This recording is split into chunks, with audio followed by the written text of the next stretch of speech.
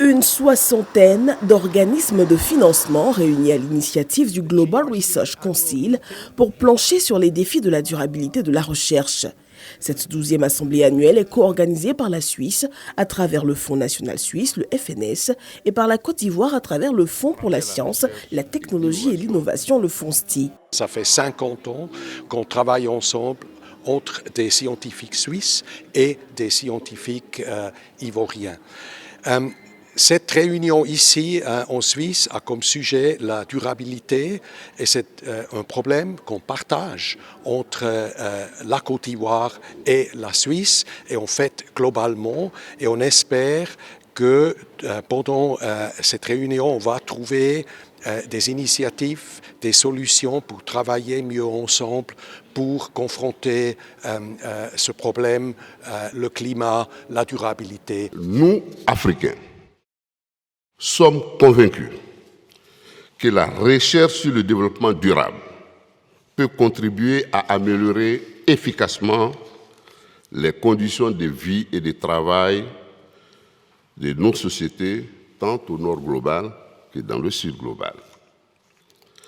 La production et la valorisation des savoirs endogènes, de qualité, à travers la recherche et l'innovation, peuvent nous aider à construire ensemble un monde meilleur, prospère et qui préserve l'avenir des générations futures. Dans son exposé, le ministre Adama Diawara relève les défis et les opportunités de la recherche pour le développement en Côte d'Ivoire. Il souligne la nécessité d'une implication forte du secteur privé. Il a d'ailleurs longuement instruit l'auditoire sur les efforts consentis par le gouvernement à travers des mécanismes de financement. Le président de la République, son Excellence M. Alassane Ouattara, a défini comme objectif principal à notre recherche scientifique le fait de pouvoir répondre de façon concrète aux problèmes de développement qui se posent à notre nation. Alors vous comprenez que la recherche est considérée donc comme le moteur du développement socio-économique du pays. Tous les programmes nationaux de développement, ce que nous on appelle les PND, qui sont des programmes quinquennaux, basés sur la recherche scientifique. La nouvelle loi sur l'enseignement supérieur, la recherche et l'innovation vise justement l'objectif de 1% du produit intérieur brut comme financement de la recherche. Évidemment, ce 1% du PIB, c'est pour les 3 sources de financement, l'État lui-même, le secteur privé et les partenaires au développement. Adama Diawara informe son auditoire, composé d'organismes de financement, des dispositions de la nouvelle loi relative au financement des programmes nationaux de recherche avant de faire un plaidoyer. Nous avons 10 PNR. Pour le moment, nous n'avons eu qu'à peu près 15 millions d'euros de la part de nos partenaires français pour financer 3 PNR. Il reste 7 autres.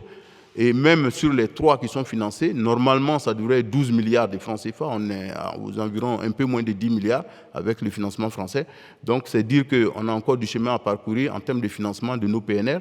Alors, comme on sait que les défis auxquels l'humanité est confrontée aujourd'hui, notamment les changements climatiques avec ses impacts, la sécurité alimentaire, la santé publique, l'énergie durable, tout ceci ne peut être relevé que grâce à la recherche scientifique et à l'innovation technologique. Donc vous comprenez pourquoi nous lançons un cri de cœur à l'endroit donc des bailleurs de fonds pour qu'ils puissent nous aider à mener nos projets ou nos programmes de recherche à bon port.